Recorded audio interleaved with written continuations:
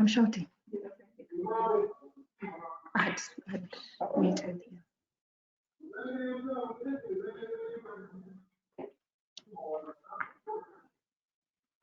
Okay, greetings from Kenya to all who have joined us today. I'm really excited to see you all. Despite the time difference, I just want to thank you for just making time to be with us. I must say it's a very cold day here in Kenya, but we are bracing ourselves. It looks like it might even just snow, hoping it doesn't.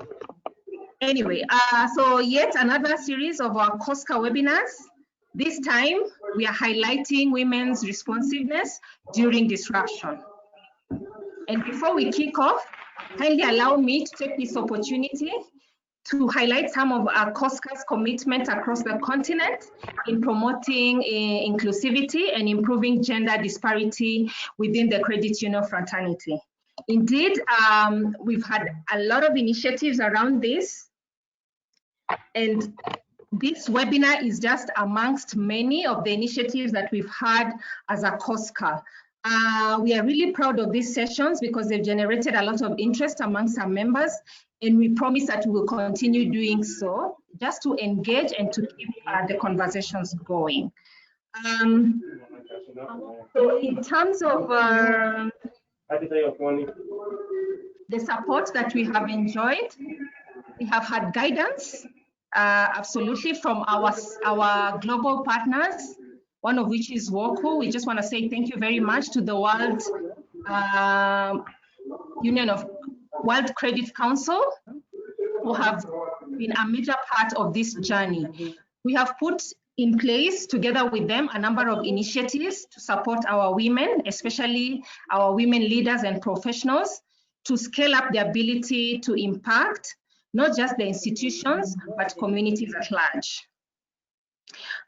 We truly value these partnerships, but also just to mention our sister institution, that is our Asian counterpart, ACCU, with whom we've worked with very closely over the past 4 years now. And indeed, they've helped us in benchmarking on various areas of learning. We truly appreciate you. And of course, we hope to continue on this positive trajectory. Now with that, I would now want to invite Mercy Tumukunde. Mercy is a very passionate and visionary leader who is currently the chair of our Africa Women POPs Network. And she will then be our moderator for the day. And I would like now to invite her to welcome us. Over to you, Mercy.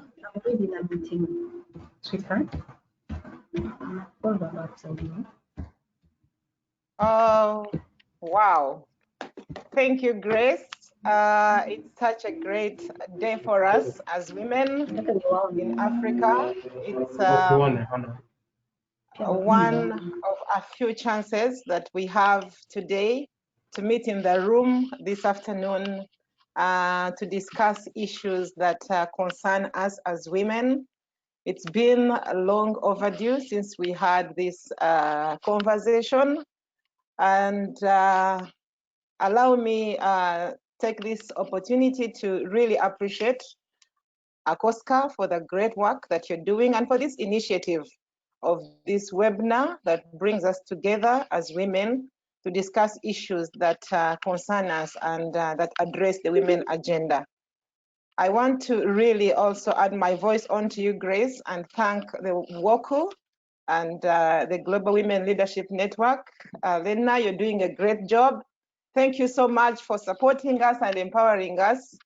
I remember when they had just declared a total lockdown in Uganda, and I was starting to work from home. This was a new thing in Africa, in Uganda, and to me as a person. I attended that webinar where you impacted ladies and gave us skills of how to work remotely. That was a very transforming experience for me, and I'm sure all the ladies who attended that. And it was really timely. It gave me the skills to appreciate the new normal and then get on the road and move. So thank you so much. We really appreciate. Thank you, ladies who are in the room. I know you're very expectant to this the discussion this afternoon, and I want to assure you that we are in the safe place. We are in the safe space. Thank you so much. Allow me just before we start, go through the housekeeping rules as you see them on the screen. Please, our dear participants, we love you so much, and we request you to mute your microphones and to ensure clarity throughout the session. This webinar is recorded for your information and will be shared via our website, that is www.accosca.org. So we encourage all participants to communicate throughout the presentation using the question section provided on your screen. For those using my mobile phones, click on the question or question mark icon on your screen to type in comments or queries. For more information, you can email us on info@accosca.org. I hope that is great. Just to take us through the agenda this afternoon, we have we shall have a keynote address on the role of women in leadership, Global Women Leadership Network Growth by Elena.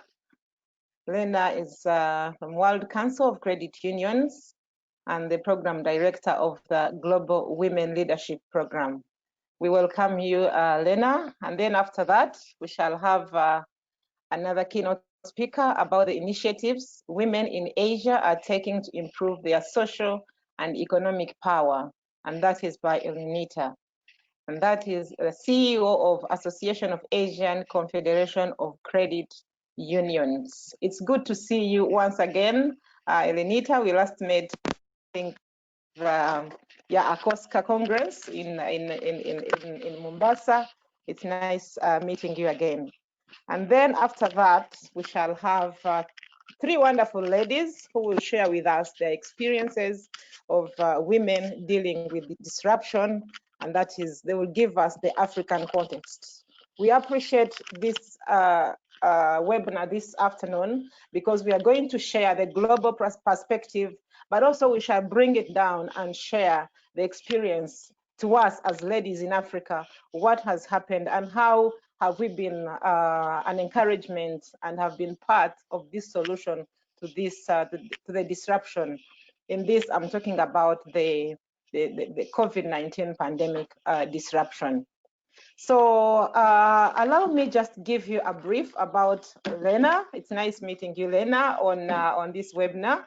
Lena is a program director for the World Council of Global Women Leadership Network, program director, World Council of Credit Union. She has over 20 years of international experience working in 15 countries, that is in Western, Central, and Eastern Europe. Her diverse background includes managing European Union cross-border cooperation programs through consultancy work, membership recruitment for a national trade association, content development for print and digital media, and directing career services in an educational organization in northern Greece. Prior to joining WOCCU as the corporate communications manager in 2017, she was part of the board communications team at an international finance institution, working with ministries of finance and foreign affairs, supporting economic development and regional cooperation in the Black Sea region. She is a member of the International Society of Female Professionals and the International Association of Business Communicators. She volunteers and serves as the president of the local chapter for the Greek Orthodox Ladies Philoptochos Society, and that is the arm of the Greek Orthodox Archdiocese of America. Lena holds a master's degree in global marketing from the University of Liverpool, and she speaks Greek. She has been in her role with Global Women Leadership Network since 2018. Lena, we have read much about you on the Global Women Leadership Network, Facebook, and other media channels. And trust me, the ladies you're speaking to this afternoon, I am sure they have seen your face. We thank you for the good work that you're doing to empower women, to promote the women agenda, and empowering women leaders in cooperatives, in SACCOs, in credit union. We have been looking forward to listening or hearing from you, and this is the time. Thank you so much. I hand over to you. You're welcome, Lena.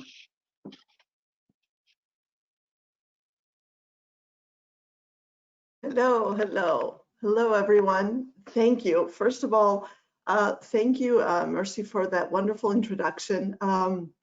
And truly, it is an honor for me to be joining you through Accosca this morning. I say this morning here, it's early morning, this afternoon, your time. I'm really thrilled to be joining you. And honestly, this morning, I was thinking about the first time I met George and how we were conversing and just getting to know one another. And then a year and a half later, here we are, albeit virtually. I feel like I'm part of your homes in your areas, and I'm really thrilled to be joining you all. It is truly an exceptional experience. I have the true pleasure, as you said, of being part of Global Women's Leadership Network. I've been with the program, like we said, since 2018. And the program, as we all know, began in 2009. Before we move on, will I be able to have the presenter mode and so I can forward, or will you be forwarding the images for me? The slides. Grace? Thank you. Grace. Yeah. Thank you. Thank you. Now, let's talk a little bit about World Council, how we came to be for Global Women's, and then we can talk more specifics about the program and what we've been seeing and what we've been doing. Like we said, the World Council of Credit Unions, many of you have seen this slide, many of you know it. The trade association for the international credit union system. What you see here is taken from our 2018 statistical report, as we're in the process of working on the 2019 one. You're part of a larger system, and I'm going to keep repeating that, and I do keep repeating that every time to all of our partners, irrespective of which country they come from. More than 85,000 credit unions, cooperatives across the globe in 118 countries. And the reason I always share this slide is because I like focusing on the 118 countries. I think it's important for us to have a larger perspective of growth. And it also is one of the things that I share many times with sister society leaders as we're talking about moving forward. And I say presently, we have presence in 27 countries, sister societies. And I like looking at the 118 as a longer term target, which is a very large goal. But down the line, it would be tremendous if we could have a sister society presence in all the countries where World Council has a presence. If we may move on. Now, we all know that the World Council is the trade association, but many times we hear about the Worldwide Foundation and the work that is being done through our foundation. Obviously, GWLN is a program, along with our Young Professional Program, WOCCU, and our Global Classroom, are all part of are all channeled through our foundation. So in essence, all the support that is given for the running of all these programs comes through our 501c3, and that is the Worldwide Foundation for Credit Unions. I have the true pleasure of working with the foundation team and we collaborate on many things together. And the foundation is the organization that supports our work, our development work out in the field. If we may move on. Global Women's, how did we come to be?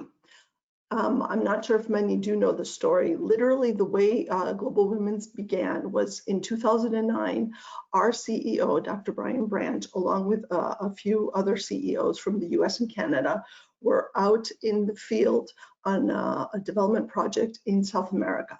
And they actually came into contact with a group of women who were from a cooperative there, who the women specifically asked if we had a program or a way where we could have a safe forum where women could get together, could meet and discuss the issues that were affecting their work personally and professionally. And literally that was the inception of the program. World Council of Credit Unions, take it on a smaller scale, global mission, but a local impact. So that's how the program was formulated. And initially it was the gathering of the women during our big annual conference that we host each year in July, World Credit Union Conference. And the women would get together and have a meeting and discuss their issues at WCUC.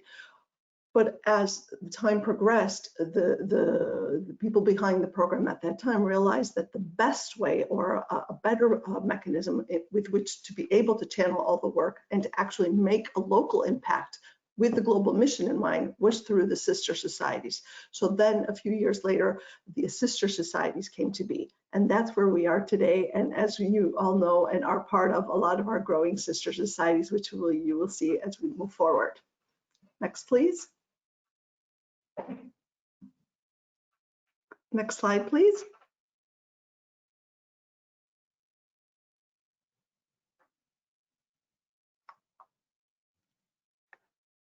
Here we are. Thank you. Our vision. I think the most important words on the slide are a measurable difference. Okay. We want to give the women the resources and the opportunities, but to make a measurable difference. And that's where I see the difference with this program and what I see with all the amazing women and men that I work with around the globe. They're looking to make a measurable difference in their lives, in the lives of their communities through their credit unions and their cooperatives, and in the lives of their members. And that's all because of you. And if we can move on to the next slide, please. A few numbers to give us a sense of where we are with our program and our reach. Okay, we're at 110 sister societies in 27 countries. The speaker who is following me, who I have the true pleasure of working with, Eleni, is one of the amazing individuals who is constantly helping us grow this number. The growth in our numbers of sister societies truly is as a result of the work that Eleni has been doing in Asia, our sister societies in Brazil, and in the last 6 months, the work that you ladies are doing in Africa. And the number is going to keep growing. Obviously this year, because it is a transition year and it is a little different, our launches are going to be virtual. And I'm hoping to be able to have a few launches by the end of 2020 and continue growing that number. And the breadth of the activity of the local sister societies also is going to keep growing. There's a range of activities that are happening, and listed here are just a few, as you can see. And what I keep seeing is that more and more organizations are connecting with our sister societies, and the activities are impacting their local areas. The number with more than 3,000, that is just from last year, just of the hours, of the volunteer hours that our sister societies have done in their local communities, okay? And we, 10,000 hours, excuse me, I skipped a bullet, more than 10,000 hours over the course of a year. That is through the local work, through the donations to the charities, through the actual hands-on work that even many of your sister societies are doing in Africa, which I am seeing. And over the course of the years, since the establishment of the program, we have engaged more than 3,000 women and men in 82 countries. And that number is continuously growing. So I'm very thrilled about that too. And lastly, since the scholarship program began, we've given away 64 scholarships to women coming from 24 countries. And this year we too had individuals from Africa as well. And of course, again, we're coming back to this year being a little different because of COVID. But this year I received the largest number of scholarships that have ever come into Global Women's. It was a long process, ladies, and you keep growing and keep sending in more. So thank you for that. If we may move on. A small glimpse of who we are, a taste of who we are, I think on a global scale. And every time we try to collect and put a collage together of photos and images, and just to give our members and our sister societies a taste of who we are. It's so difficult because there's a lot of material that we receive. So keep sharing your photos, keep sharing anything you'd like with me. I think it's very important for everyone across the globe to see our reach. And you are out there. You can see here on the map where we are country-wise, where we have at least one, and I repeat the word at least one because Eleni, who is following me to speak, will share how, our growth in Asia. And this is where we are right now in these countries around the globe. In the United States, as we can see on the next map, we also have sister societies all across the US, and there are a number of states that still do not have one, actually. And the 2 states that you see here are highlighted, and we were going to have launches this past spring. So we're working on that. I ultimately would like to see at least one sister society in every US state. That is one of my big targets. Time frame wise, we're readjusting things because of COVID, but I really think it is something that we can accomplish. And what is amazing is that it continues. It's like one leads to another. The same thing that happened with Africa. I received a call, and then a few days later I said, I received another call, and then emails coming and saying, we want to start another one. And the same thing happened with the US. We started one in Texas, and then I received calls for Arkansas and then Oklahoma. So in the course of 5 months, we expanded our growth there as well. So we are continuing. I do hope to see the full map filled with GWLN logos, and that is, again, all because of the tremendous work that you're doing out there. If we may continue. There we go. Now we're going to look a little bit at some numbers. Oops, are we okay? I'm hearing someone in the background. I'm going to share just some numbers with respect to women, data from World Bank Group and the World Economic Forum, just so we have a sense of what is going on out there in the global community. This number, every time I do present it when I'm speaking to US audiences, actually it is quite amazing. 56% of all unbanked adults are women around the globe. That is a tremendous number, 56%. If we can move on to the next slide, please. Now this we're looking at, hello Grace, I can see you, hello. We're looking at female CEOs, but we're looking actually in the US and on a smaller scale on an international level. The IMF estimates that only 2% of financial institution CEOs are female. So that gives us a lot of room to grow and where we can extend ourselves and how far we can go. Just recent numbers, and if we can move on to the next slide, please.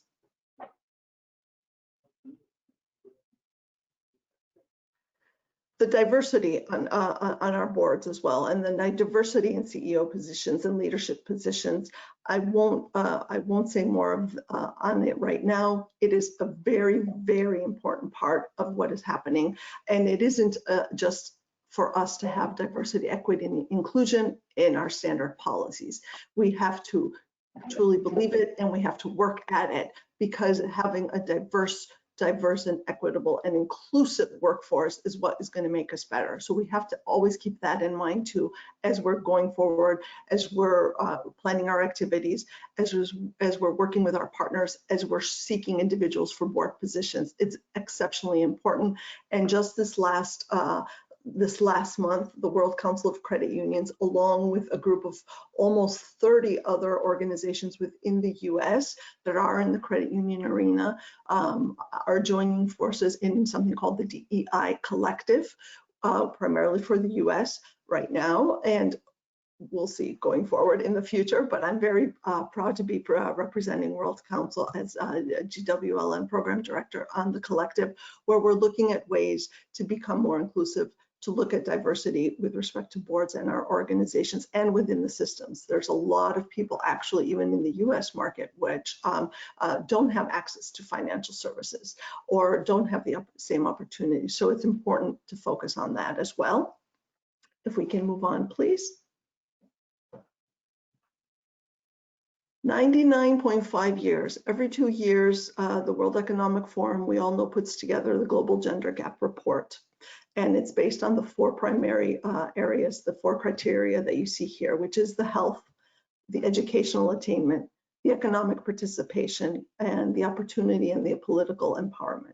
And if we take these 4 criteria, which they measure across the countries, this last report measured, I think, 114 countries. If we take it all across the board and we bring all 4 of these dimensions are equal, it would take 99.5 years to close the gender gap. Okay, that is a very long time, ladies. And I think that's the most important thing that we have to think about, is what we're doing now isn't only just for us right now in present. It is for the future. It is for our daughters. It is for our granddaughters, our nieces, our future women leaders. 99.5 years. It is a very, very long time. And when looking at the countries and looking at the variances across the 4 sectors, obviously for us in financial services, we're primarily looking at the economic participation opportunity area, okay? But if we look across the board at the countries that are in the top 10, the one country that is at the top, and sometimes I ask this question when I'm making presentations, is actually Iceland. Iceland is the country that is the leader right now and is receiving the highest scores across all 4 areas. And then following Iceland are a few other of the Scandinavian nations. So I think we have a lot to learn. And again, these are numbers and these are data and statistics that are changing and growing depending on the activities of each of the individual nations themselves. If we can move on. COVID. Well, we all know we're in a different dynamic right now. And when all of this began a few months ago, we first started talking about a new normal. And honestly, today, I think we're talking more about a new reality, and that's what I'm calling it. And we've seen that it is impacting women tremendously across the globe. And the clip that you see on the slide is literally from our external resources page on GWLN, and I encourage everyone to go there as well, just to see what is happening around the globe and the numbers of women that are being affected. We are seeing that there are cases of domestic violence that are increasing. We are seeing cases where abuse is increasing as well, different types and forms, because women are closed in the home. We are seeing that a larger amount of women are actually who are receiving income in their homes because of not having been able to go to work anymore, because their businesses are closing down or their companies are downsizing, or they will not be working anymore, that is affecting the family income as well. And we are seeing women that are home and facing a new reality, just as I think Grace mentioned in the beginning, or maybe it was Mercy mentioned in the beginning, of being home for the first time, having to work from home for the first time, but a very big difference, having to work from home for the first time with your family around you. So that is a very different dynamic than having the luxury of working from home and it is just yourself. It's a very different dynamic. So the pandemic is definitely affecting women. We're seeing that it is changing the way women are working, changing the balances, and obviously affecting the incomes that are coming home. And over the last few months, in the various webinars that I've attended or been asked to be part of, what I'm seeing from a lot of our sister society leaders, first of all, we had actually a lull when this all came out because everyone wasn't sure how things were going to be moving. And then all of a sudden we started having the sister society meetings move online. And we had a lot initially of sister society leaders saying, you know, Lena, we're going to have a meeting. And that's what I said for our local Madison one here. I said, let's have a meeting just to have a meeting, to connect with one another, to see each other.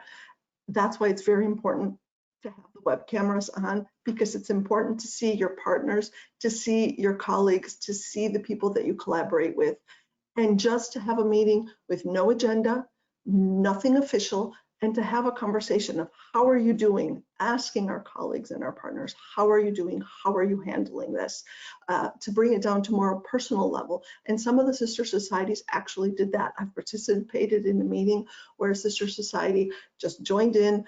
We did the update for GWLN. We talked about what other sister societies are doing, and then they shared information in different resources that of things that they've seen online, ways they can meditate, a lot of focus on personal well-being, being good for you, for yourselves, because if you're not healthy, you're not able to take care of the people around you. It's important to focus on the you, to be able to take care of the individuals around you.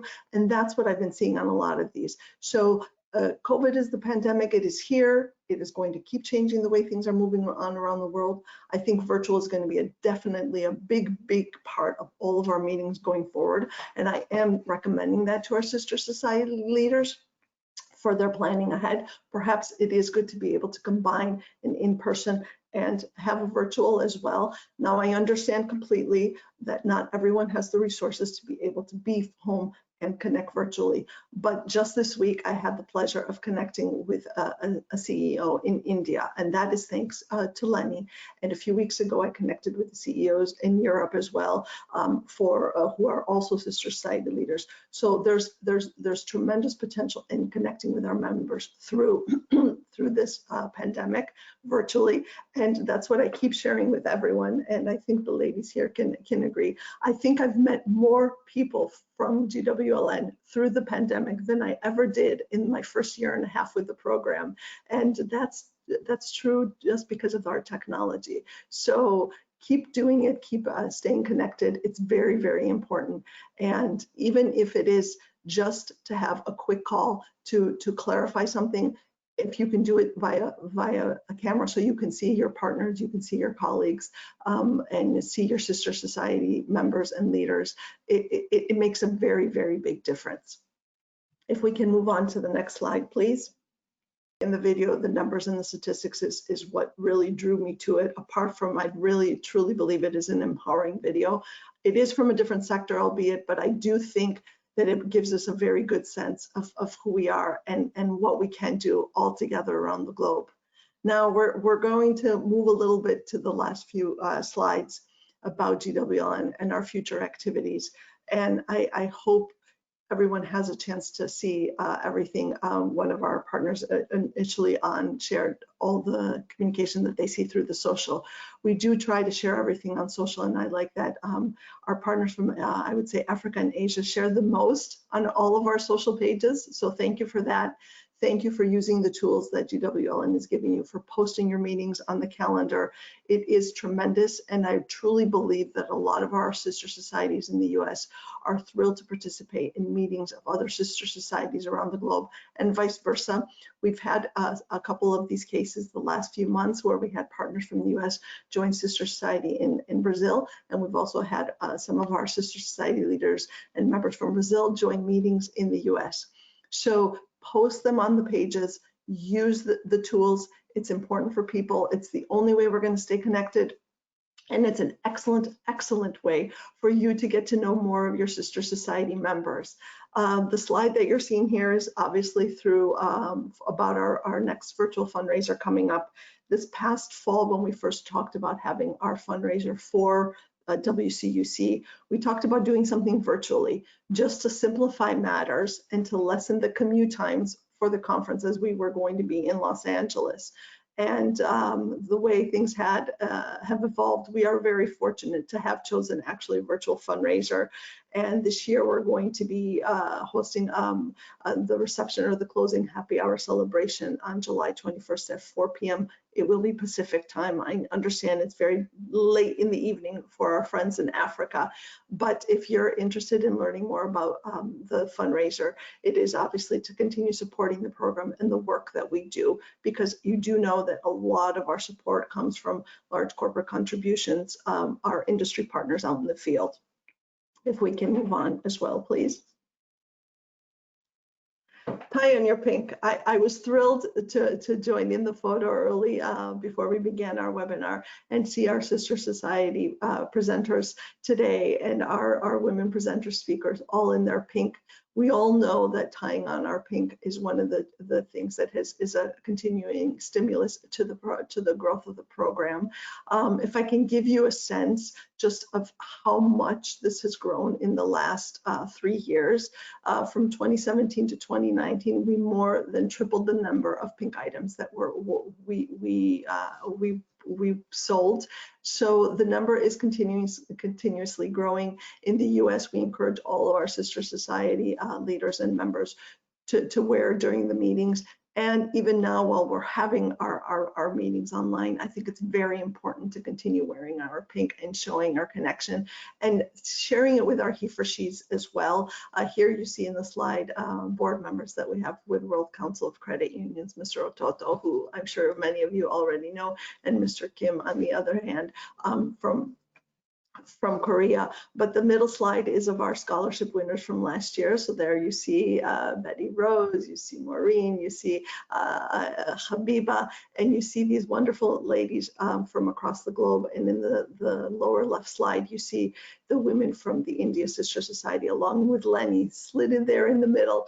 The pink is definitely helping us. It's we see it with our he for she's, and the he for she's are also a big part of our movement.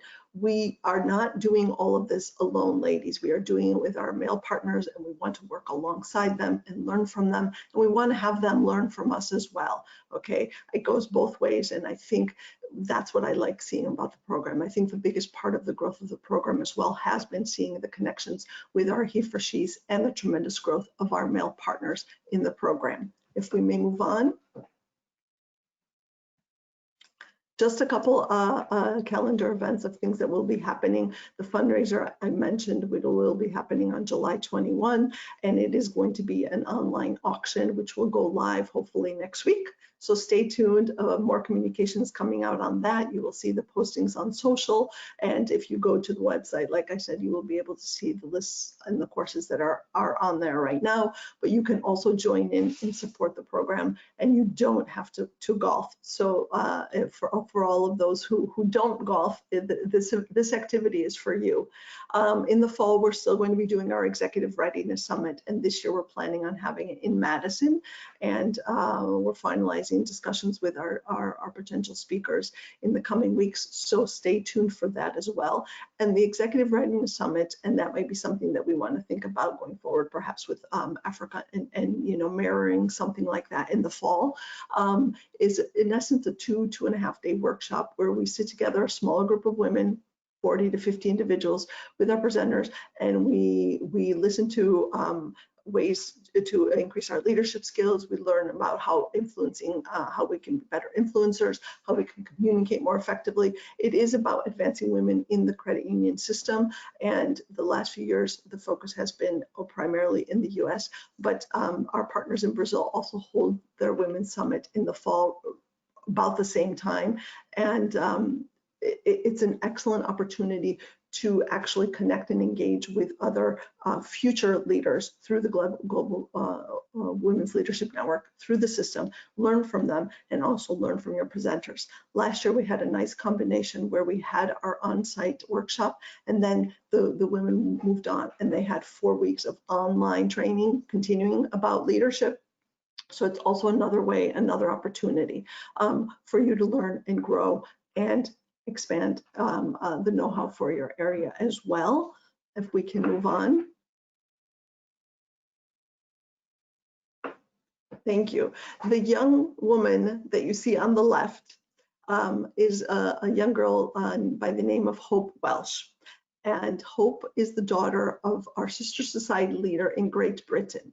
And when we were speaking about her next meeting as she was scheduling it, and the Sister Society leader from Great Britain is actually a WOCCU scholarship winner from a few years ago. Her name is Beth Welsh, and she went back to Great Britain and she started her first Sister Society. And she had a very small group. She had a meeting of just 7 individuals, and I use the word just because Beth said, Lena, we only have 7, just 7 people. And I said, it does not matter. You can have a Sister Society meeting with 4 people or 5 people, because that's how it starts. You start small and you build from there and you grow, and one brings another. And that's how you continue growing the system and growing within our movement. And when she shared the photo of her new daughter, she said, you're never too young to join GWLN. So I want to share with you and introduce you to our youngest member of GWLN, albeit she comes from the UK, but this is one of our future leaders. And I think this also always gives me hope. The slide, it gives me strength, and it gives me the continued stimulus of doing what we do together. Like we said before, we are all in this together. We're continuing growing together. And everybody says, Lena, you know, we like the work that you do, but the work that I do is the work that actually you do. I just happen to be the person that is relaying it out into the world. So that's, I'm going to close off with one or two last slides. That's where we are. Okay, this slide was from our Sister Society meeting where we brought together, and this is a good suggestion for you in Africa as well. It might be a little different with time zones. We brought together 5 Sister Societies from California, 1 from Nevada, but we also had a few join in from Washington, DC and Florida as well. And of course, us in Madison. So we had over 120 women join from all across the US, and we asked everyone to share one word of what GWLN means to them. And this is the photo that I took at that moment as they were putting it up. And it is a true inspirational picture. I love it. I love seeing the word empowerment. I love seeing wisdom, grateful, strength. You can see it right there. It's a great way to remind ourselves of what we do and why we're here together doing what we do. So I think my last slide, if I'm closing off, is just my contact information. Maybe. Oh, thank you to our sponsors, sorry, our supporters. We're here because of the tremendous support of our 3 largest supporters. And here you just see slides of, you see logos of our 3 largest supporters, Co-op Financial Services, PSAU, and CUNA Mutual Group. We have a long list of supporters on the link that you see there, but these are the 3 largest that truly support all of our initiatives across the board. There are industry partners that are very actively involved in what we do, and we have sister society leaders coming from these organizations. They're always sharing ideas, and it is wonderful to have them alongside us and work with us and show their continued support. Co-op Financial Services, for those who may have not heard or read the press release last year at WCUC, announced their continued support for Global Women's Leadership Network starting in 2020. For the next 10 years, they committed to $50,000 each year for GWLN. So we have tremendous support in Co-op Financial Services, continued by PSAU and CUNA Mutual Group, just as we said here. And I think this is my last one. If we can move on.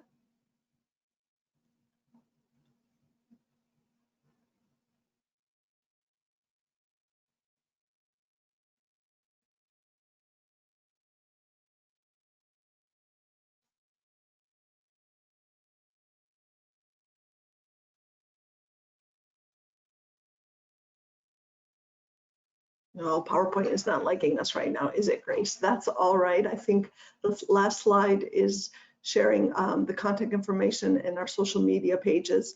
And even if you don't have, there we go, even if you don't have the chance to see them all, I know you can find them all from our webpage. It's my personal email, If you ever need anything, if you have an idea or a thought, one of the good things that I'm seeing from our partners in Africa is that, yes, you are sharing your thoughts and your ideas with me. So please continue to do so.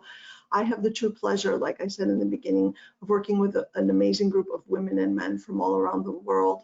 And I'm open to suggestions, and I'm open to listening and hearing how we can continue doing what we're doing and growing and strengthening women in your areas and bringing women to more leadership positions and advancing women overall around the globe, giving them access to financial services and giving them opportunities. In closing, I want to just say it's very smart when we invest in women. It's smart for our countries, it's smart for our communities, it's smart for our credit unions and our cooperatives, and it's smart for ourselves. Thank you.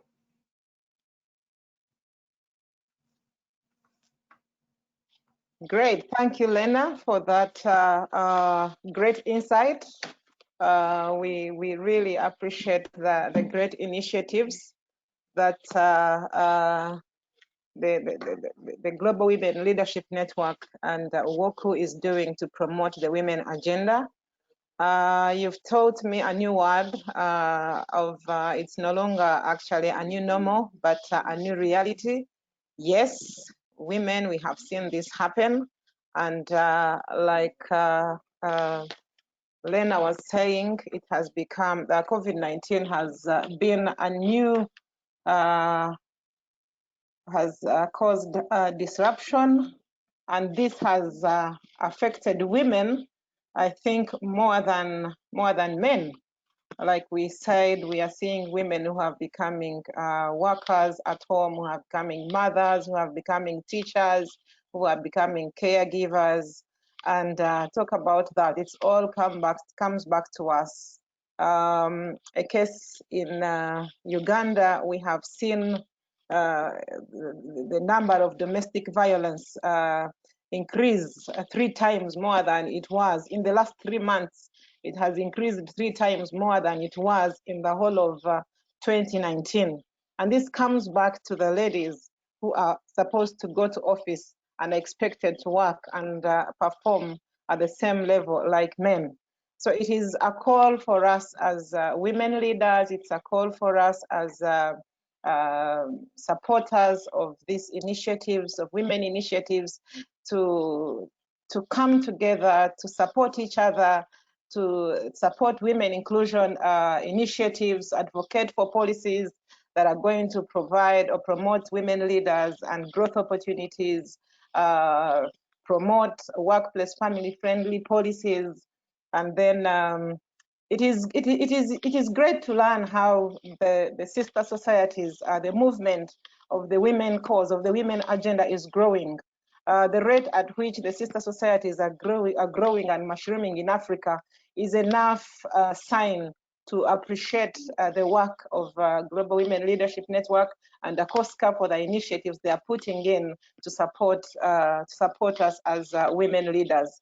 I want to to re-echo the statement that you say that an empowered girl becomes an empowered woman and an empowered leader.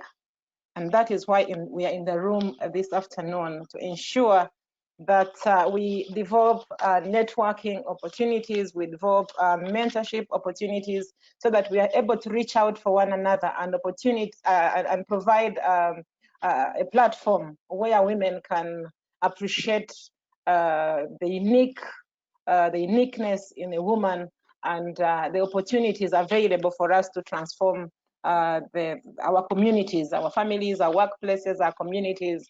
And this is the time. This is the time. Thank you so much. We shall have a poll question before I invite my friend Elenita. Please allow me call you Eleni this afternoon, that is in Africa, and maybe this morning in Asia. Yeah, we have a quick poll question, and the question is, what initiatives are working for women in your respective institutions, sister societies, in the local sister societies? Please select one. Our dear participants, we request you to select one of the following. Is it providing charitable assistance in your community? Is it counseling? Is it short-term loans, or if there is any other you can think of, please, we encourage you to send it to us at info@accosca.org. Yeah, that is our poll question. Let's share the results as soon as they're available. We shall talk about this in a few minutes, and then we shall invite our next speaker.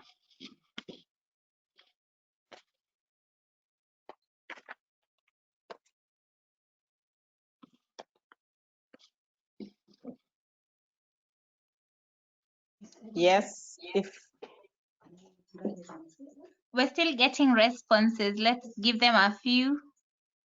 Okay, we are still getting responses. Let's give it just a few minutes, and then we shall get the answers to this, and then we shall move on to our next keynote speaker. Yeah, maybe a minute will do. Thank you, ladies, for your participation in this poll question.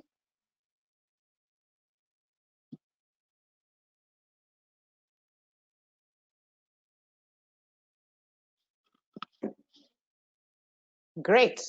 And yes, this is the answer, or these are the answers.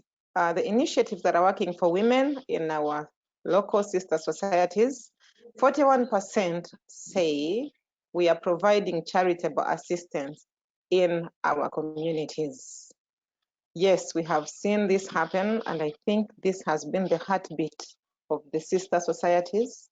We have seen how the women have reached out to the disadvantaged communities and supported the cause and given on the little that they have. And that is what creates a woman's heart. That creates the difference between us and someone out there. We want to appreciate the sister societies and the great work that you're doing in providing the assistance in your different and respective communities. Counseling, 20% of us participants say yes. We also have initiatives of counseling. We are counseling communities, we are counseling women, we are counseling children, we are counseling the disadvantaged communities and those who need counseling, not only by those who are disadvantaged, but even us at our workplaces as women. We need this counseling, and we have seen it help many women, especially in these days of COVID-19. We have seen this pandemic get down on the ladies, and they seek help.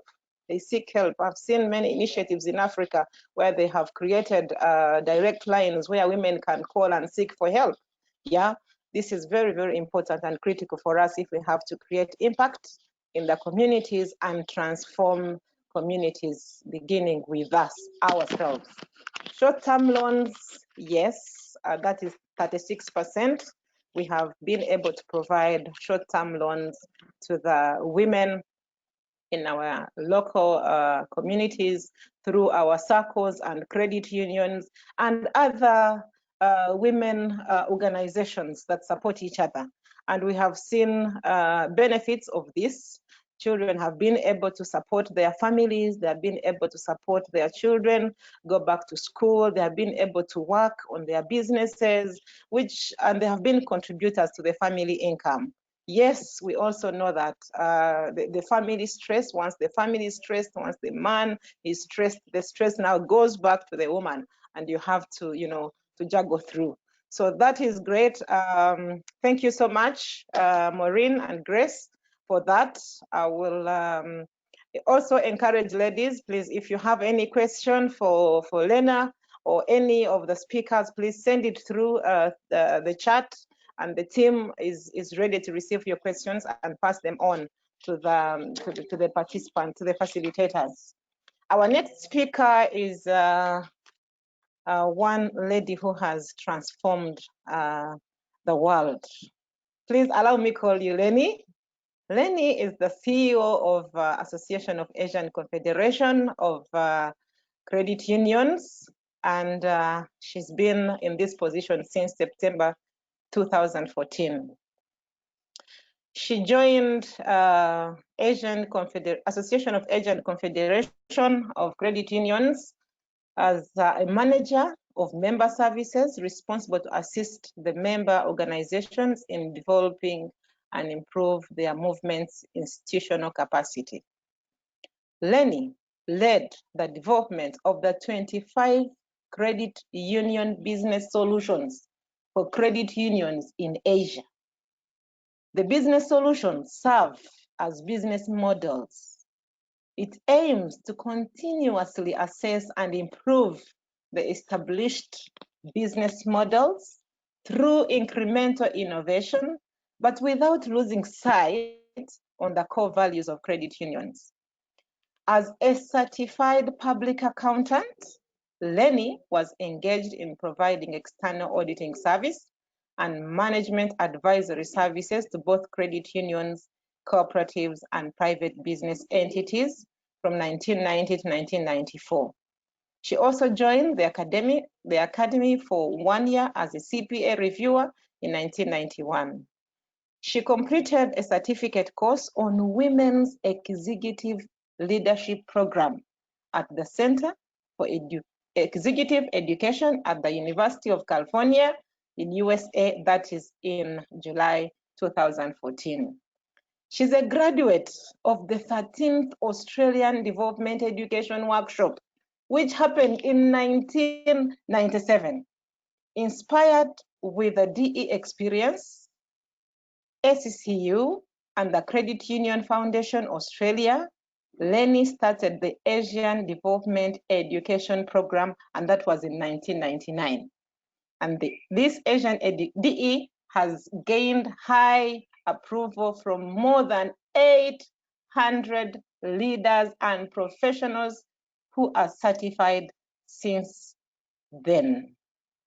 She has received the International Credit Union Development Educator designation given by WOCCU. She was awarded the 2016 Antenna Award by WOCCU's Global Women Leadership Network.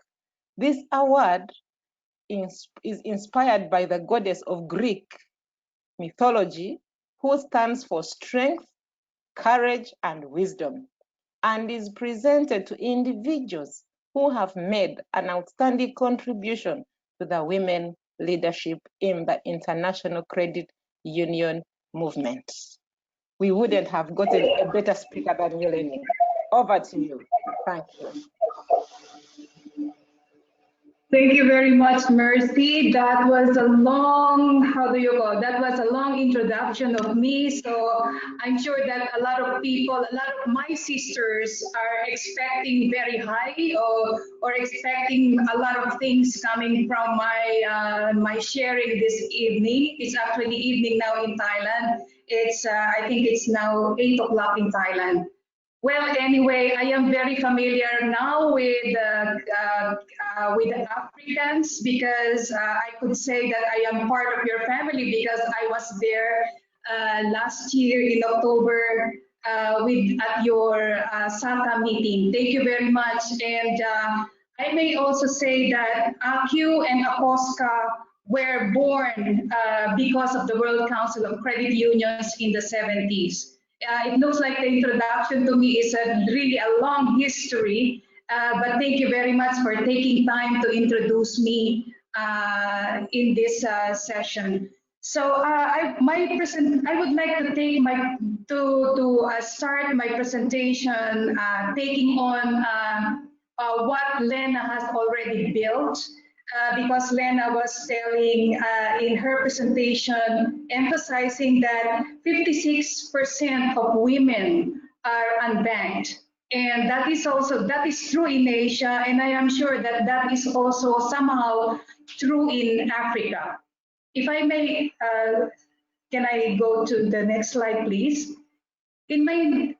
In this slide, I want to focus on this in my presentation, and I will associate this with the impacts of COVID-19.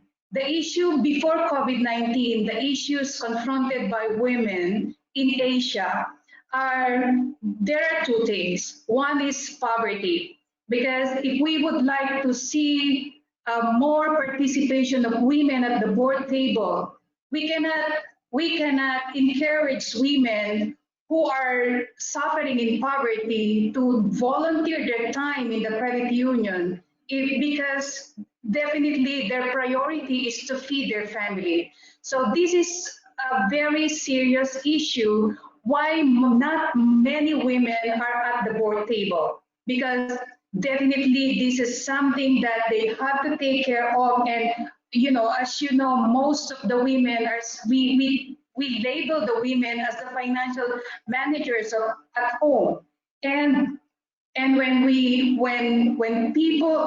families are into financial distress, it's the women who are becoming more stressed because of this problem. We also have women who are not in this category on poverty, but these are the women that even they are well educated, they have a lot of experience, and they have a lot of things to share. When they are presented with a leadership position, they are faced with this issue. The issue is the self-confidence gap. I remember when I was in Kenya, I joined the panel discussion about how does a woman confront the self-doubt? And I was very, it was very close to me, and I think I made a confession at the time when I was appointed as a CEO. I stepped back and I asked myself, can I really do this? So these are the two things that most of our women are confronting. Yeah, can we go to the next slide? Okay, so how do we respond this to the credit union? If I may go back to poverty, the fact is that during COVID-19, the reality is there's a lot of women, or there's a lot of people that slide back to poverty because of the COVID-19. Because of the lockdown, there's a lot of people who lost their job. There's a lot of entrepreneurs or women entrepreneurs who cannot go, who cannot open their shop because of the lockdown. This definitely has increased the incidence of poverty. When we in the credit union, or in the vision of ACCU, we are thinking that there are two things that we need to focus if we want to improve our women. One is political empowerment, and the other one is economic empowerment. If I may say that, I think we in the credit union has a very good opportunity, because we have the Global Women's Leadership Network that we can leverage and we can use in order to develop the leadership skills of women. Last February, I was in India, and at that time when I was in India, we launched 4 sister societies, and there was one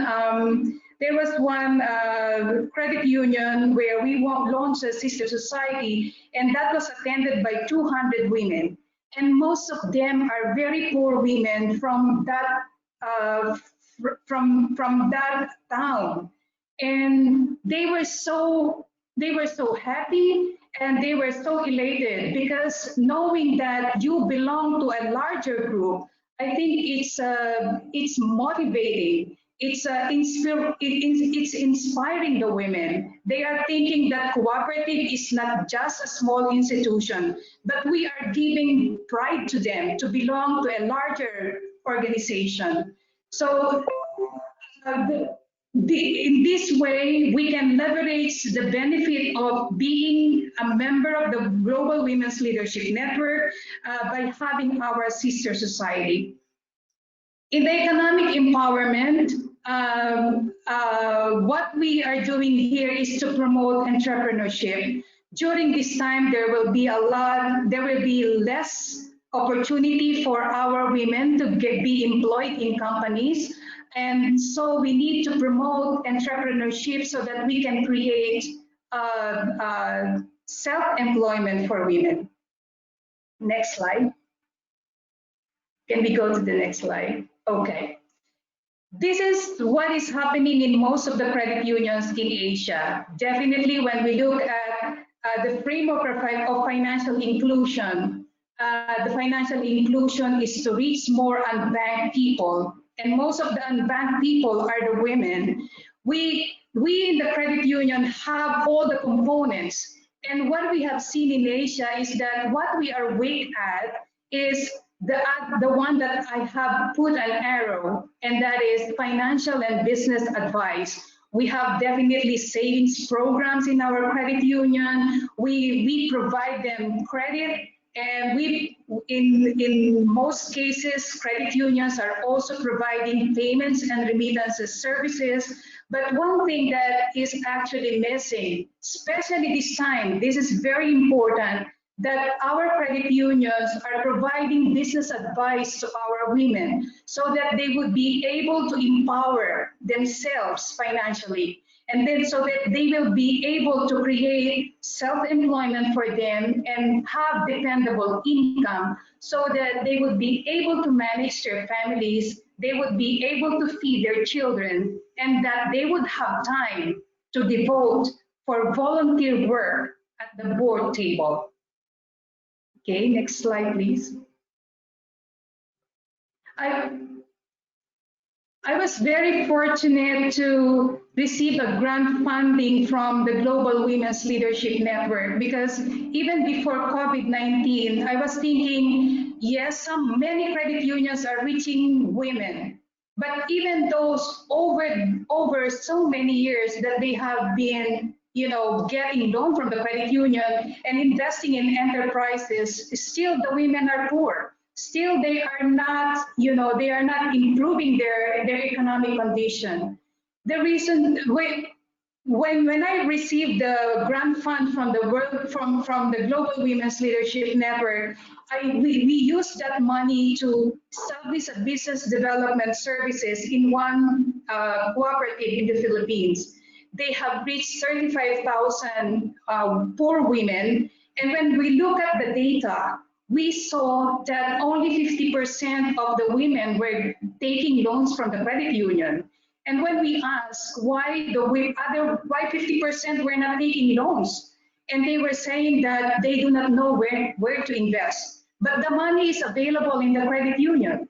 It's because the credit unions just give the loan and they don't provide a very structured or a very organized business advice for the members. During this time, from now on and going forward, I think what we feel is that it is very important and necessary for credit unions to establish or to create a business development services unit at their credit union so that it will be integrated to the lending of credit union. The aim is to support the development of micro, small, and medium-sized enterprises to create employment, generate income, and of course, to contribute to economic development and growth. Next slide.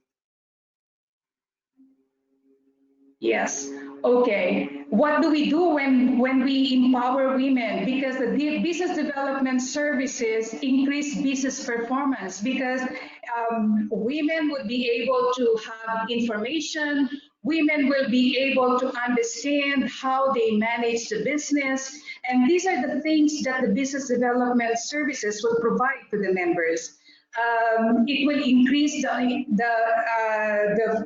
from informal to formal sector. We will see number of startups, and we will see that self-employment and employment creation for others, because those enterprises that are growing, they are definitely employing also other women who do not have that ability or do not have that, how do I say, skills to take risks. It will also improve the leadership skills of women and involvement in credit union governance, and that's what we saw in the pilot project that we did in the Philippines. What we are now advocating is that our sister societies, especially most of the sister society members in Asia, they are the women who are engaged in small and micro enterprises. Finally, we also have to include financial literacy in the program that we are doing for the women. I attended the Accosca financial coaching seminar, and I really appreciate, because I think this is very important service of the credit union nowadays. Next slide. Okay, so this is what the business development services will do.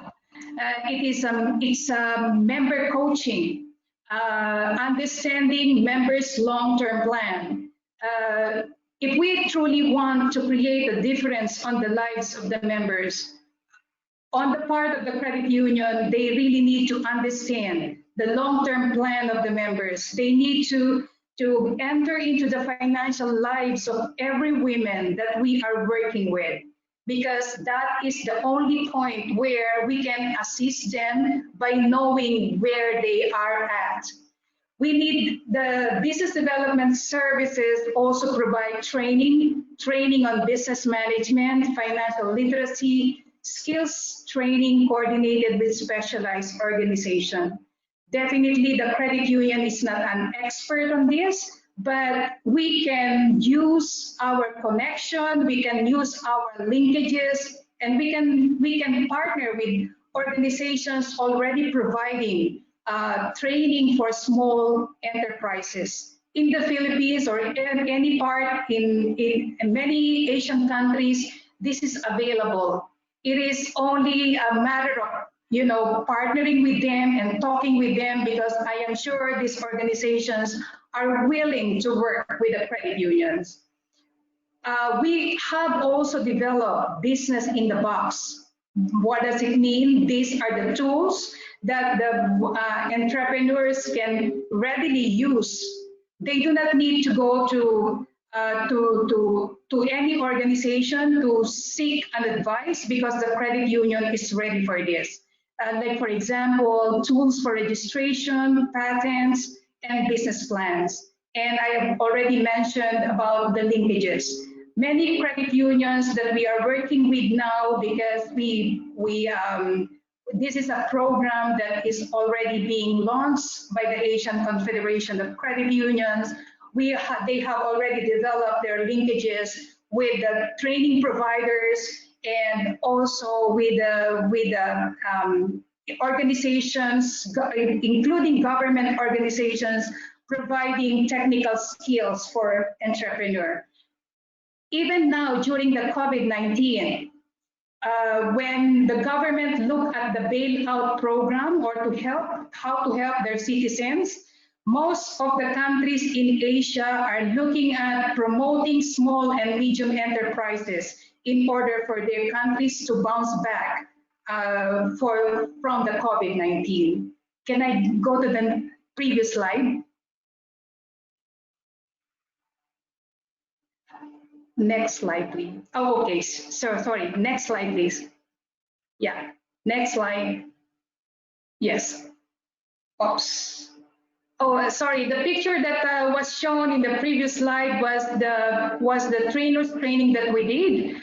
Maybe you can see here our global our member of the Global Women's Leadership Network, Shauna Richardson, who worked with us to train the trainers from Asia. They are the leaders of the sister societies in Asia, and they are the ones going to implement the business development services. And we are now implementing it in India, Philippines, and Nepal as the pilot countries. Next slide. Okay, so once the women are into business, I think it's very important to incorporate financial literacy. Definitely, this is very important now because this is the test for resiliency of every individual. In many countries, many credit unions are providing food packs to their members. It's because members during the lockdown do not have a sufficient savings to provide for their families. It's because they do not have the number one. And the number one is to have a well-stocked emergency fund. The rule of thumb on financial literacy is that everyone must have at least 6 months of family expenses in their emergency fund. During the lockdown, if we do not have this, I'm sure that women will be very, very stressful because they do not have money to buy food for their family during the lockdown or during the time of the COVID-19 where a lot of people lost their job. So this is very important. The number 2 goal, I think, for the women, for our members, is that we need to get out of debt completely. Number 3 is retirement fund. Number 4 is to create multiple income streams. And this is where our business development support is very important. And number 5 is to have enough insurance to cover contingencies. And I'm sure that everybody would realize this is the time we need to have health insurance. We need to have this in order to survive. All right. I'm going now to political empowerment because I was saying that self-confidence gap or self-doubt always come into play whenever women who are very expert already and very educated are presented with a leadership position. And I think we need to overcome this. My experience, I joined the Global Women's Leadership Network in 2014, and I think I gained a lot of, motivation with the Global Women's Leadership Network. We need the platform. We need to group together. We need to share. We need to have a platform where we can discuss our own issues. We can share and we can have support from one another. Next slide. And so in Asia, we use the Global Women's Leadership Network. We use the sister society to connect, inspire, empower, and create significance. I think the most important thing is to create significance. If we are already at the level where we can contribute, I think the most important thing for the women to think is how can we create significance on the lives of others. The network is a great motivator for women to take the lead. We have organized 2,209 members of the sister societies from 36 sister society chapters in Cambodia, Indonesia, Nepal, Philippines, Sri Lanka, and Thailand, and Thailand, sorry. We are not organizing now. The last time we organized was in February, and that was the last group of our sister societies launch. So we're looking forward to launch maybe online, whatever. Okay, next slide. Next slide, please. So this is how we engage the women. We develop another business solution, which is business solution number 27, and that is a guide to credit unions on the impacts and responses to COVID-19. We definitely engage our leaders of the sister societies in those countries because we wanted to put women's lens on what we did. And that is how we engage them. They were the first one to see the document because the guide is identifying the impacts, the risk, and the responses of credit unions to COVID-19. So they were part of it. And that's how they created significance in what we do. Next slide.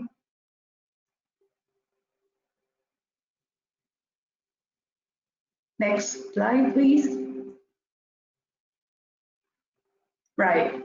Another one is this, the credit union contribution to climate action. We haven't yet made a webinar for our sister society, but we are going to engage them. There's a lot of activities already done by our sister society members with respect to, to protecting the environment.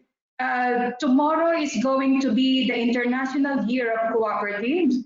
On it's July 4, first Saturday of July, and the theme for tomorrow's International Cooperative Day is Cooperatives for Climate Action. So we are going to engage our women on ways on how credit unions can contribute. And the business solutions that we develop is that how, as a family, you can contribute to protect the environment and also in your credit union and your credit union engagement. In the next slide. I would like to share you one picture of one of our sister society in the Philippines, and their project is to adopt a forest. Even if before, developing this business solution for credit unions in Asia, our members of the sister society are already taking action to protect the environment. And I truly admire what they did. And it's a very, very, very noble task for them to be doing this on a voluntary basis. Next slide. These are also some of the activities of our women sister societies. During the time of disasters, they were there and they were the ones, providing food packs for the victims of the disaster. Yeah. Next slide. Okay, I want to go back to this slide because I think this is very important on the political empowerment. Engaging sister society members in addressing the issues affecting members and credit unions are actually very important. And the way we look at our sister societies in Asia is really to be engaged on this aspect. Like, for example, right now, I think the next time that we are going to work with them is to introduce to them ways on how credit unions and as an individual, they can participate in protecting the environment or, participating in cooperatives for climate action. Okay. I think that is all my slide. And I hope that this has been helpful. These are the two areas where the sister societies in Asia are really focusing on. Thank you so much. Yes, I think that's my last slide is only thank you. Thank you.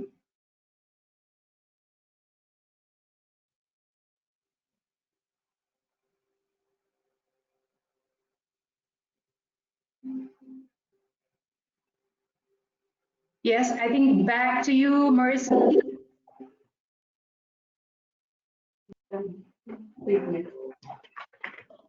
Okay, thanks you, Elenita. Oh, Mercy is back. I'm glad to see you, Mercy. Just go on.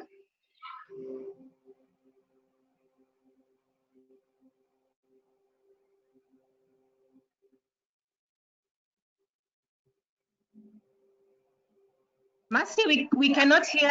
We cannot hear you, Mercy. Please. All right. Thank you so much. Yes. Thank you, Eleni, for that. It was great. And we are so amazed by the great work that you're doing in your communities. Thank you so much. That is great. Allow me to take this opportunity to introduce the three ladies that are going to share with us their African experience, that are going to bring to us how has it been in Africa. And allow me to start with Triza. Triza from Malawi. Triza, you have 5 minutes to just, in summary, tell us what has happened. Thank you.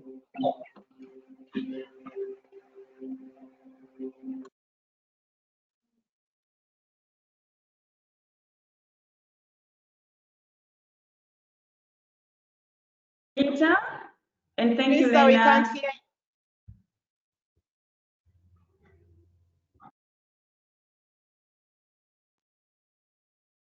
Hello. Yes, Triza, you're good. You're good. That's fine. Okay. Yeah, I'd like to thank you. Thank you, Elenita, for your presentation.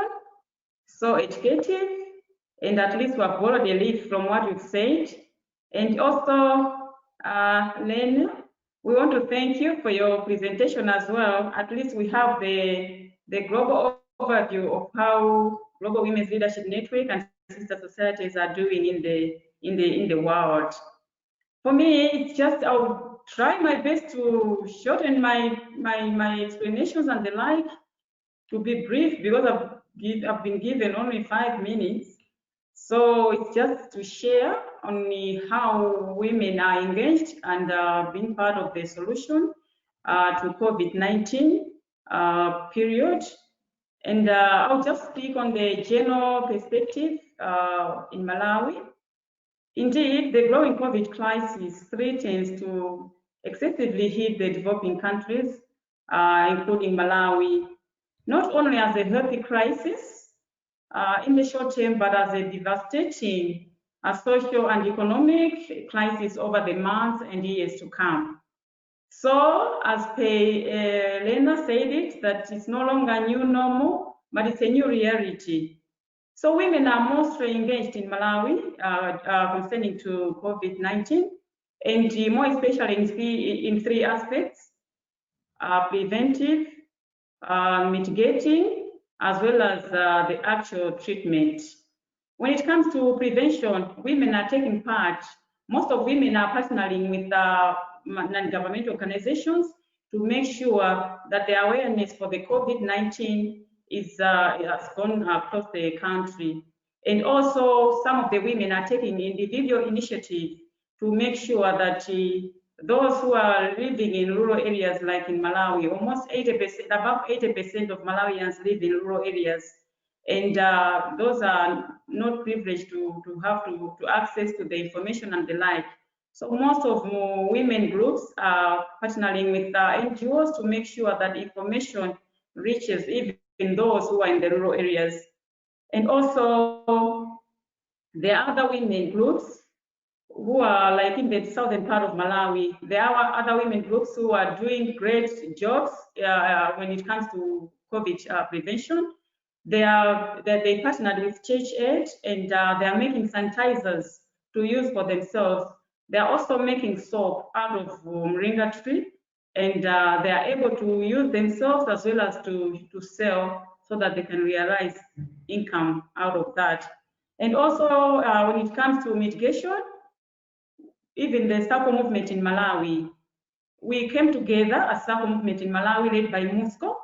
At least we reached out to women with disabilities to make sure that we meet some of their needs, because with this COVID, most women businesses are collapsing and they can't be able to do their business as they expected, as they used to do. So we are coming in to help them. We did that, and we gave them support, and also to give them awareness of the COVID-19. So even you can see that you already said that a woman wears so many hats, and when it comes to the hospital, you find that the women are in the forefront. Most of the nurses in our hospitals are women. When you go home, you find that we are on lockdowns and our children are not going to school. The ones to care for them are women. When you go to the village, you find that there are sick relations. The ones to care for them are women. So women are contributing a lot to this COVID-19 period. And they're also trying their best that at least they should do something, because as mothers, you know, we care a lot for our families. And women are highly engaged, as I already said, and they are becoming part of the solution to COVID. Thank you very much. If I may hand over to Getrude, I think I'm within my 5 minutes. Thank you. Thank you. Thank you, Triza.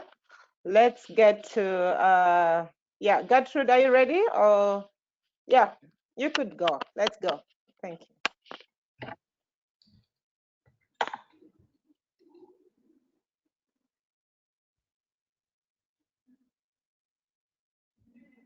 Sorry, Gertrude, we can't hear you. Please unmute. Kindly unmute.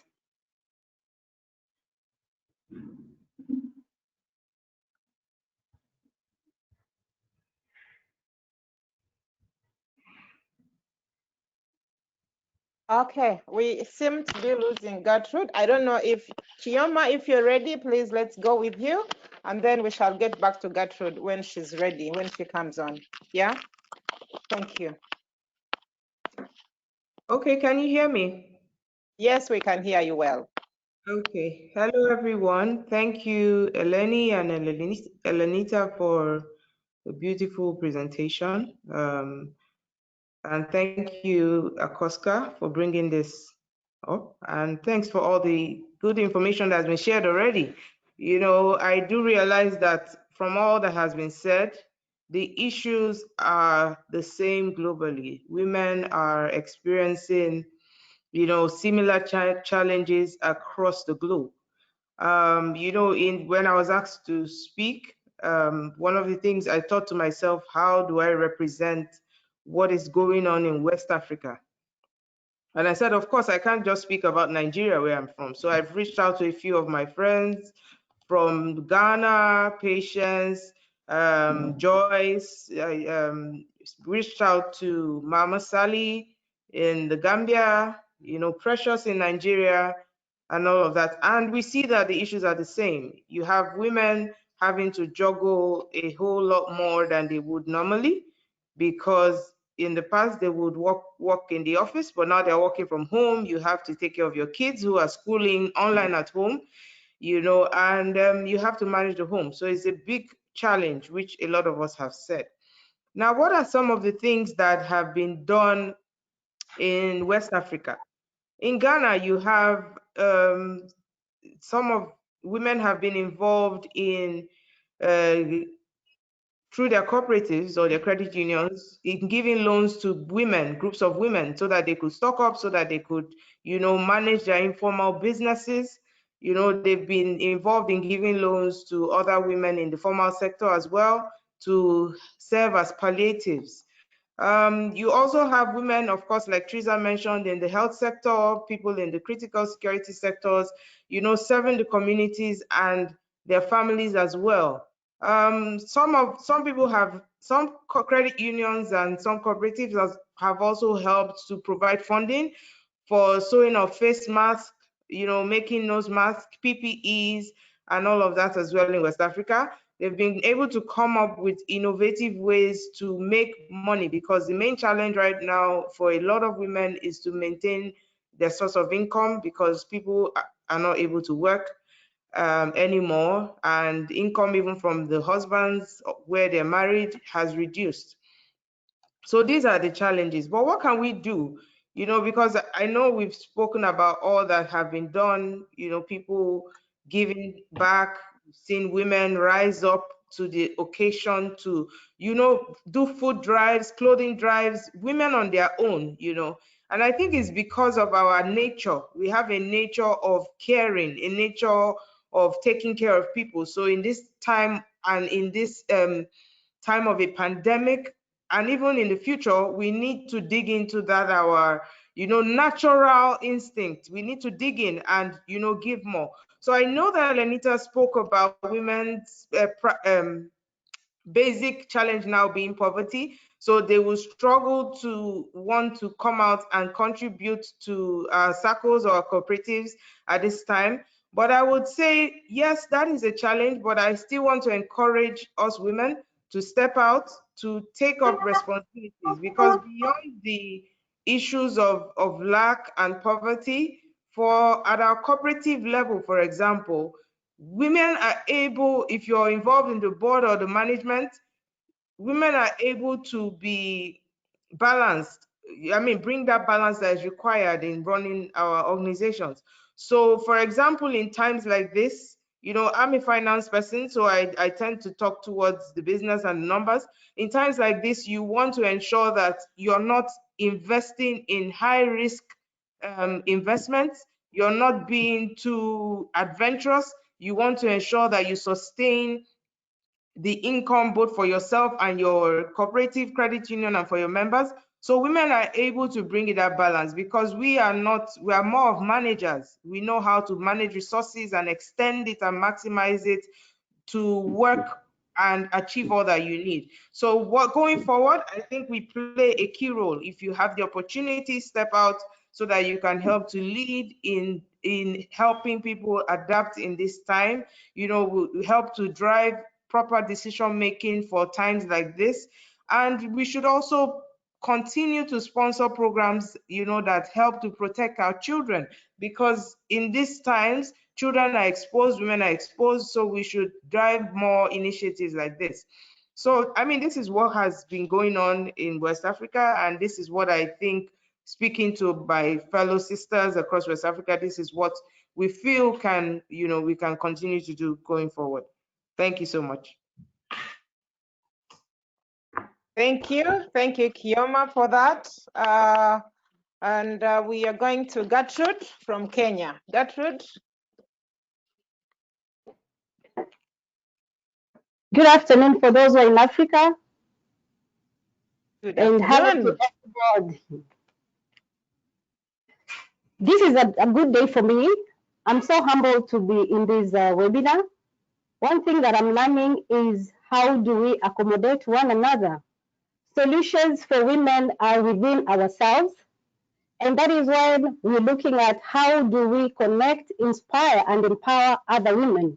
Where I sit as the National Vice in Kenya Bankers, the programs that which we normally do, like member education, which we are alive to the principles of cooperative. Having gone through the DE program, it has alerted me to be able to understand myself and to be able to see how well can we make our society better. Today, we are happy to say in Kenya, we have started the sisters chapter called Women in Cooperatives Kenya. As you can see, these are a group of ladies who are like-minded. They've connected. They are inspiring each other in different activities. You may move to the next slide, please.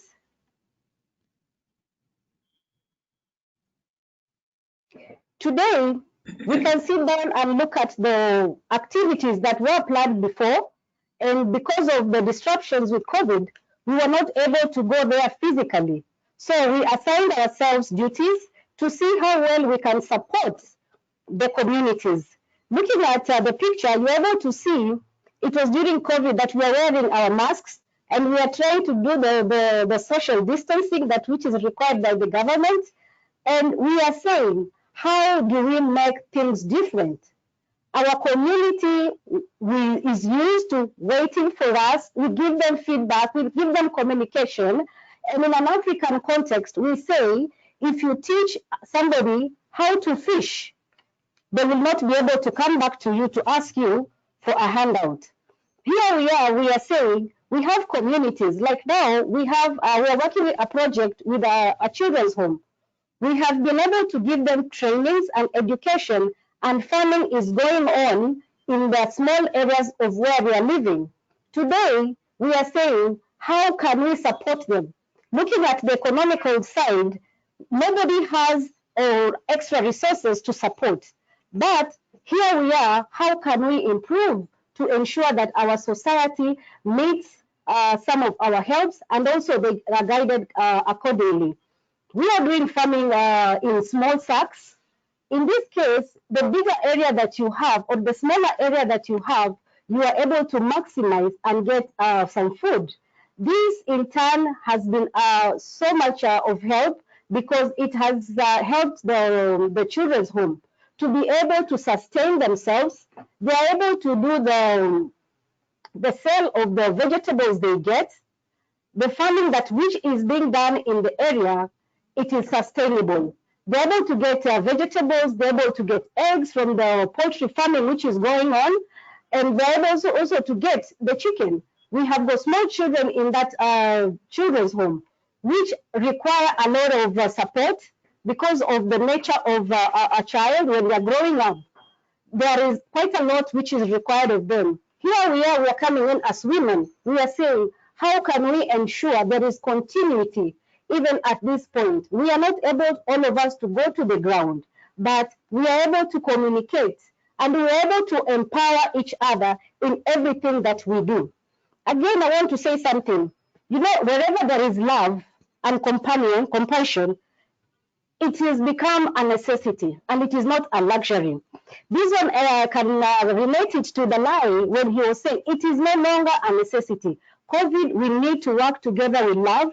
We need to connect. We need to show compassion even to those who are less fortunate in the society. You may move to the next slide. Maureen, move to the next slide. This is the same thing we are talking about, the kitchen garden where we are doing the farming. Go ahead.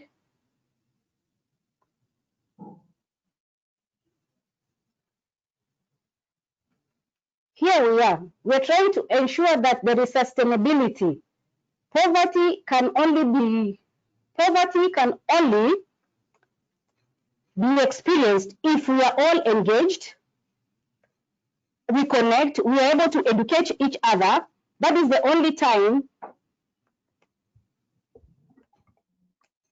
we can support the society. The society cannot grow if we don't talk one language. And if we don't work as a team, there is nowhere we are going. One thing for sure, you cannot walk alone. You need people. My passion is to work with people, and especially people who are positive in attitude. For somebody who has a good aptitude, training can be done for you. Even counseling, you're able to accept even critics when it's given to you because it is going to improve you. These are the things we're saying. We are giving solution to the women, not only women, also to the youth. Please go ahead.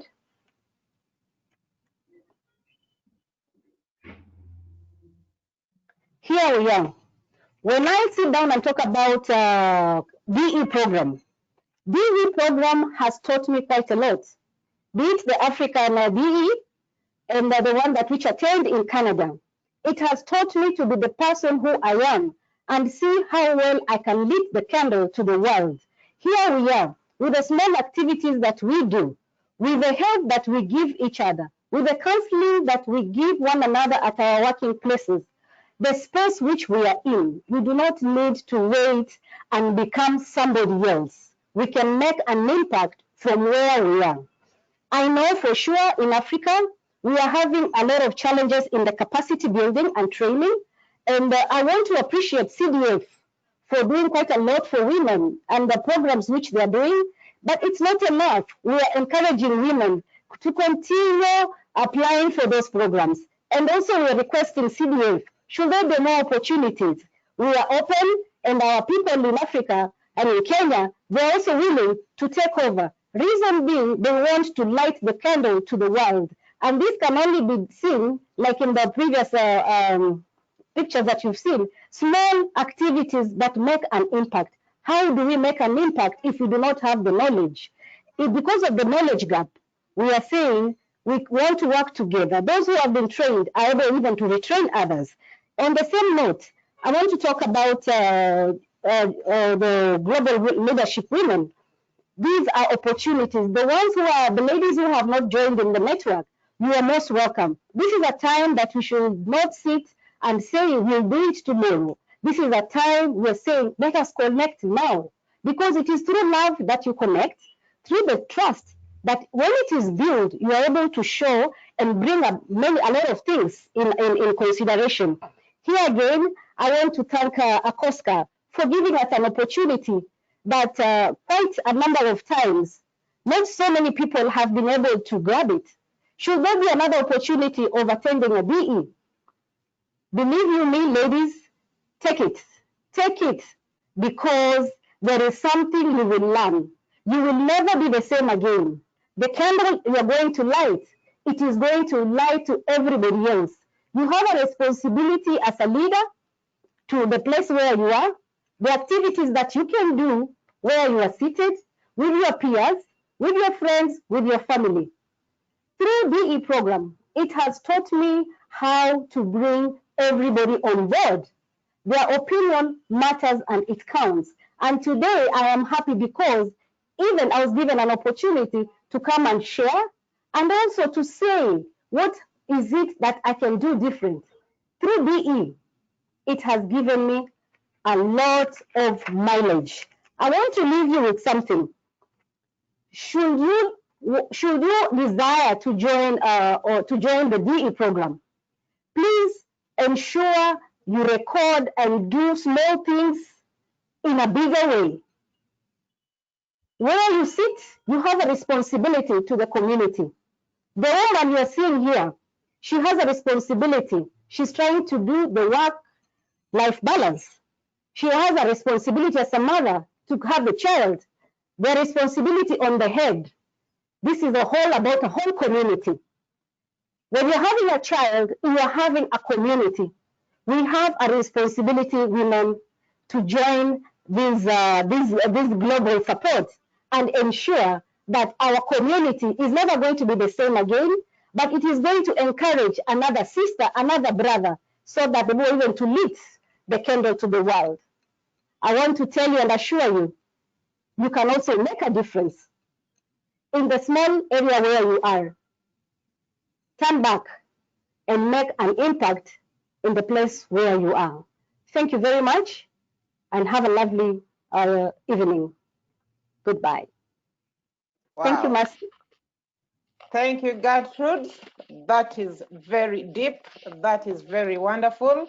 Like you said, the solution to this disruption lies within us as women. Each one of us has a candle. It is on us to find a way of lighting this candle so that we become the transforming agents of our communities, of our societies. Every long journey begins with one step. We shall go into the time of Q&A, questions and answer, and I'm going to request the wonderful ladies to bring to us the questions that we have. These questions go to us as panelists, and yeah, Grace, over to you. Okay. Thanks, Marcy. So I'll take the first question. This is from Elaine Manga. I didn't get the country, sorry, and I'll throw this to Lena. The question says, women in developing countries are always vulnerable to any form of crisis. What do you think countries should do to bridge the gap of empowering women in developing countries? I don't know if Lena is there. Grace, I'm here. Can you please repeat the question? I got the first part of it, but I didn't get the second part. Okay, so I'll take that again. Women in developing countries are always vulnerable to any form of crisis. What do you think countries should do to bridge the gap of empowering women in developing countries? Well, bridging the gap, I mean, obviously, first and foremost, we have to focus on creating greater education, informing people, focus on policy making to be able to bridge the gap. I think we learn from our peers and we learn from other examples. I'm not implying taking everything that is happening in a developed nation and just applying it to to a developing nation. But what I do suggest is definitely we need to educate ourselves more, see from the examples that are successes, so we can bridge this gap.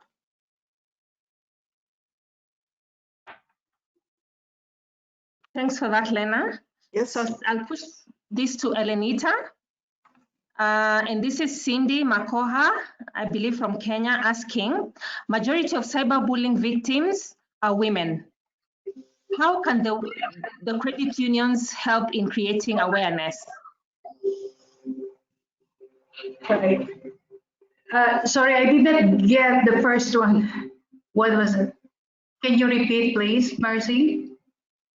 Okay, Lenita, the question goes, majority of cyberbullying victims are women.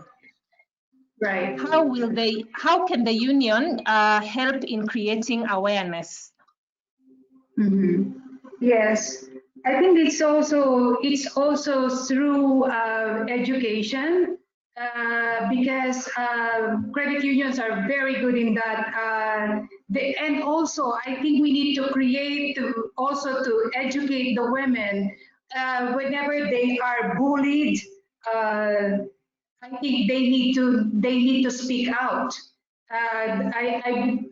I watched a lot of videos about that, and I think credit unions should be able to help the women on how to really complain, because sometimes they are bullied and they just keep quiet.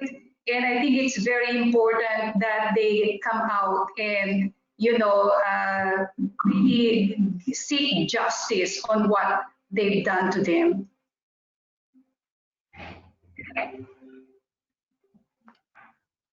Thanks, Elenita.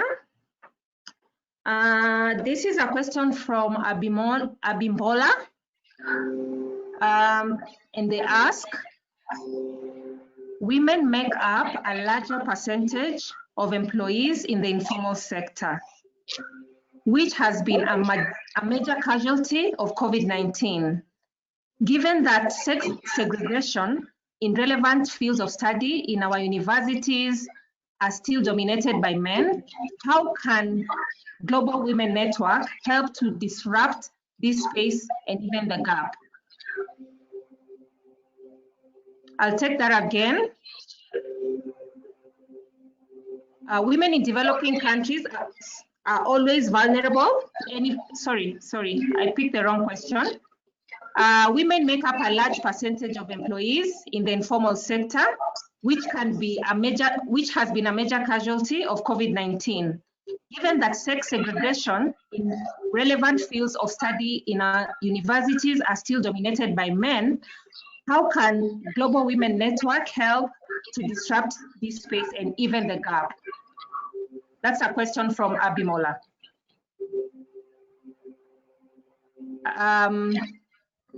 Either Lena or Elenita can take this. I will begin a little bit. I mean, it's a very, very deep question. There's a tremendous amount of ways we can approach it. I think the first and foremost thing is something that we've repeated over and over again. It is about educating and raising awareness. This is a very new reality, just as we've been saying all today throughout the webinar. And things are going to be changing, and many women who are in informal sectors are tremendously being affected and influenced. So I think we need to always think about, especially if I can take it in a practical approach with respect to our sister societies. For example, some of the sister societies have decided through usually the community connection, even in the virtual meetings that they are holding, to be able to try to support financially, for example, one organization that is helping women in their local community, or connecting with an organization, for example, that is supporting women that are being affected by increased domestic violence.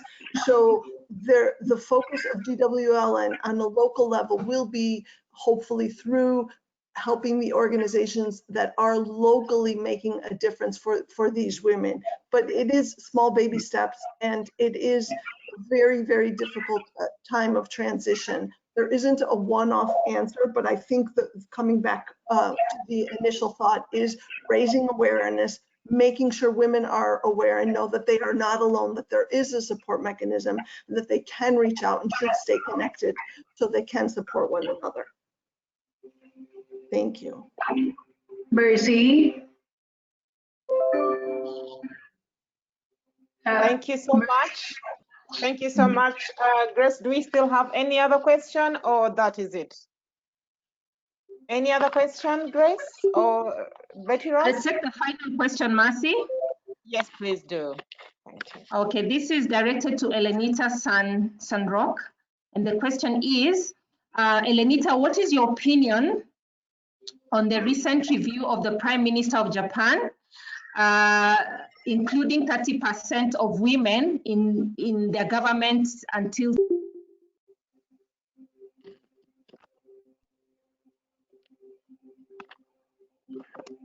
Do I take that again? Yes, you may have to take it. Elenita, do I take that again? Yes, yes, please. I did not get the last part. Okay, so the question says, what is your opinion of the recent Womenomics review of the Prime Minister of Japan on the 30% inclusion of women in government until 2030? Mm-hmm. Oh, wow, that is excellent, because it's not only in Japan that is happening. This is a very good opportunity because it's also happening in India and in Nepal.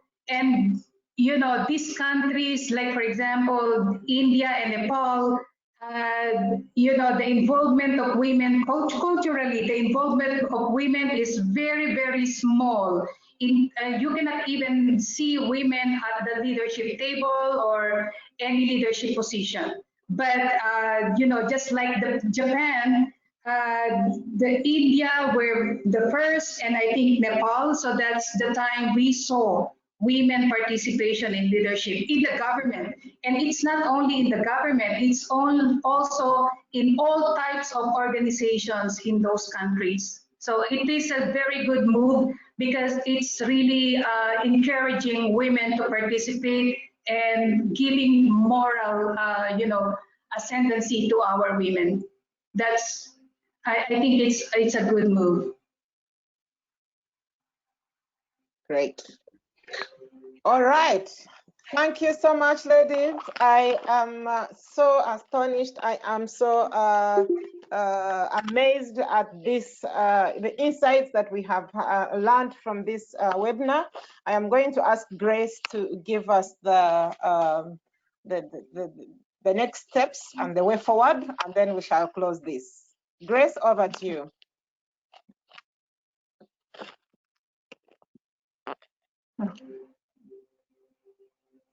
Thanks, Mercy. It's indeed been an interesting session.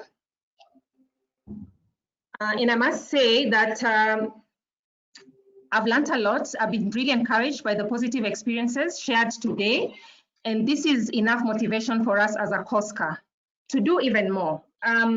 I was just interested in Lena's presentation when she clearly portrayed the potential of women and how if women are positively impacted, then the kind of potential we have is enormous.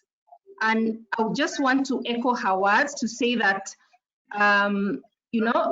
if women are given that potential and the space to operate, then obviously the impact in their families, our credit union, and the communities we operate in will definitely be felt. So as Accosca, what are some of the initiatives that we will put in place or will continue doing? One, we will scale up our activities through advocacy and training to continue empowering even more women to become champions of their fellow women. And as they often say, we want to support these women to break the glass ceiling. Also, through support of the Global Women Network, we cannot thank them enough, but this initiative and other similar mentoring programs will help us to affirm, particularly in taking up leadership positions.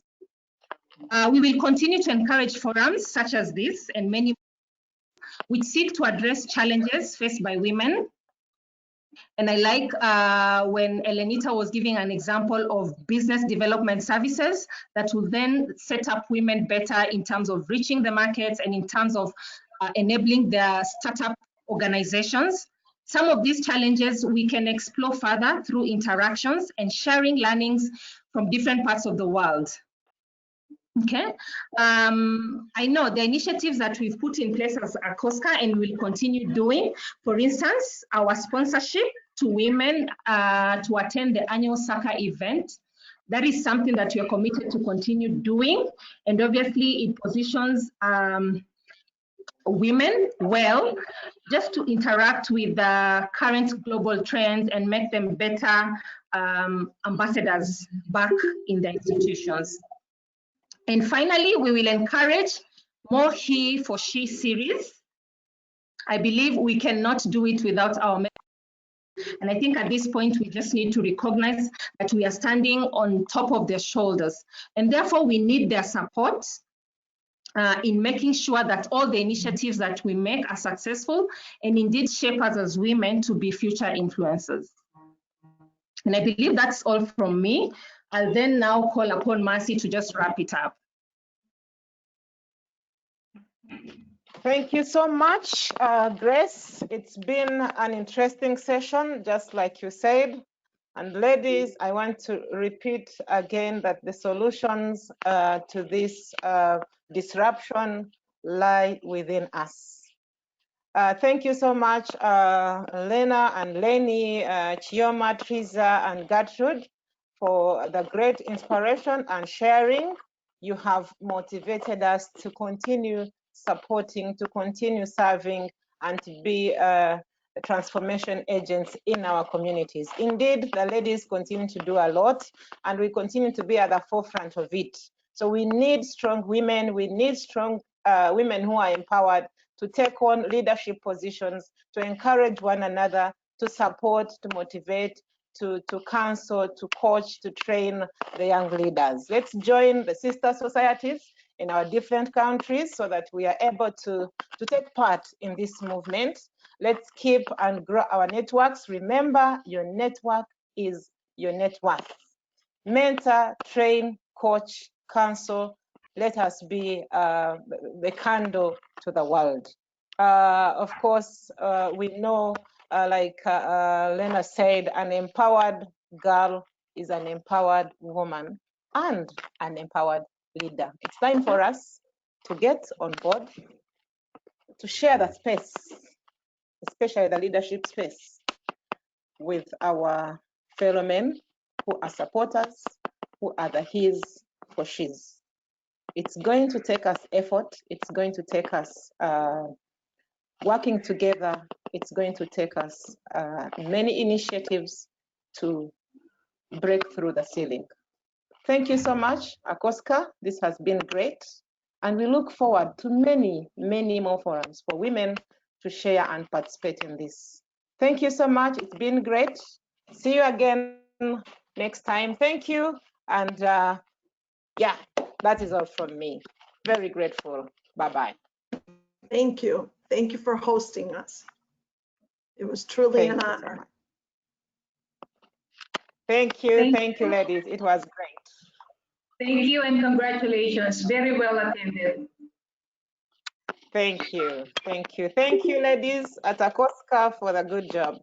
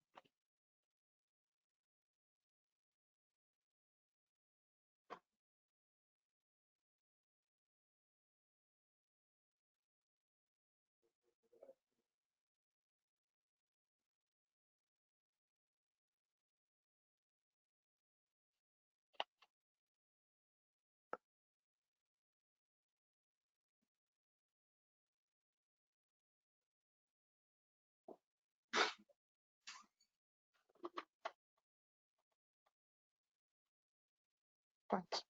Nitaenda kuchinga chumos. Maybe a piece. Nitari mboot. Eh?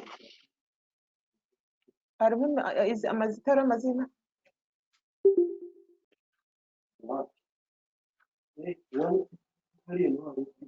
Kanda authority. Yeah. Okay. Thank you.